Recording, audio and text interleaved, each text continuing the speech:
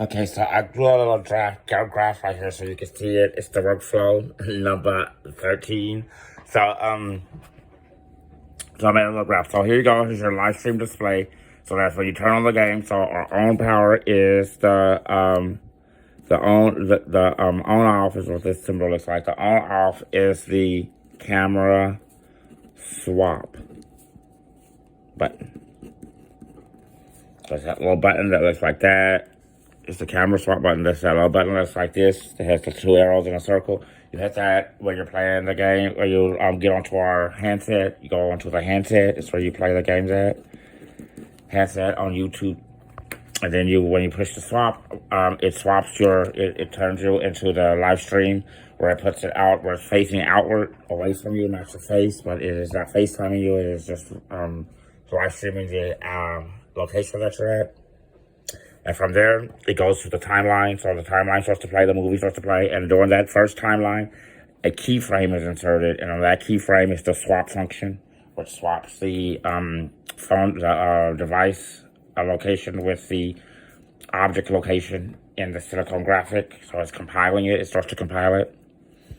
Then it gets to the action action container, and inside this container it's the function compiler. So it just has a lot of functions that make the gameplay, the parts of the game that you don't see, the behind the scene things that happen, little things that connect it to the live stream.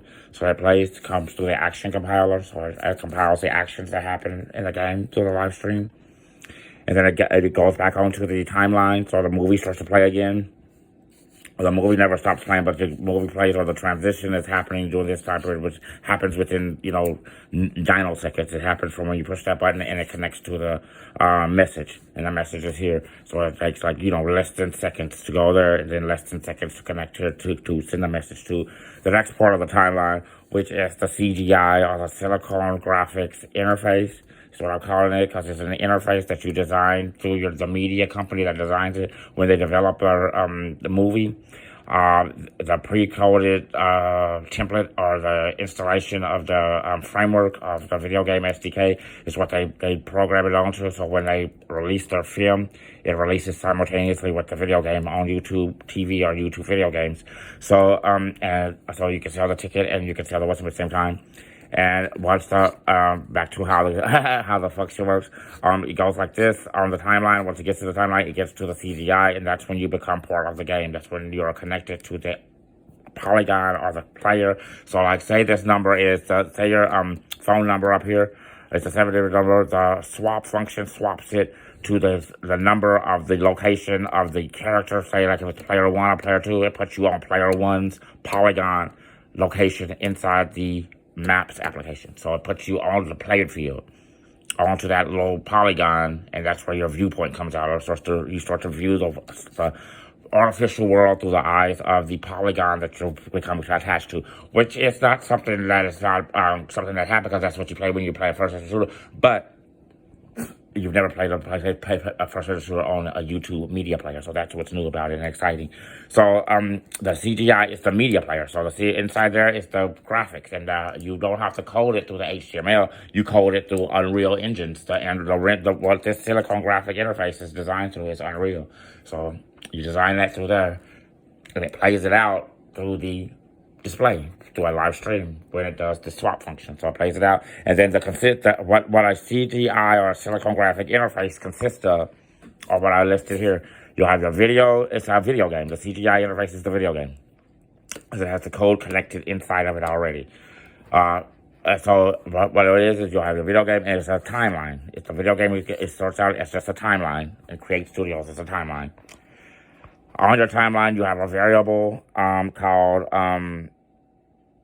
let me see, I can't even read my writing right here. Oh, this is the movie, or the display, or the little Silicon Graphic movie. It's the canvas, or whatever you're going to draw, whatever you're making right here. That's the little image on the timeline, so that's the video that you place there. So as the video plays all the time through the timeline, the content that you have on there, it plays, and then it will receive a message from the action compiler or the function compiler, and it will pop up on your screen, or your CG on your display. It will pop up on the screen a little action button, and from that action button, it transitions over to the CGI. So From your viewpoint, you're looking out of it like you would out of a camera, and then your viewpoint changes where you're something is changing to a CGI, so it transitions you to a both the character starts to no longer be controlled by you anymore. It's controlled by the timeline, and the timeline plays out the movie. And then when you come back to this scene, you play and you move around the character. That's how it works. And it just transitions you back and forth like that. And then when you finish your mission or you want to turn the game off, you come back up here and you swap the camera and it turns it off. That's the on-off switch. So that's how it works.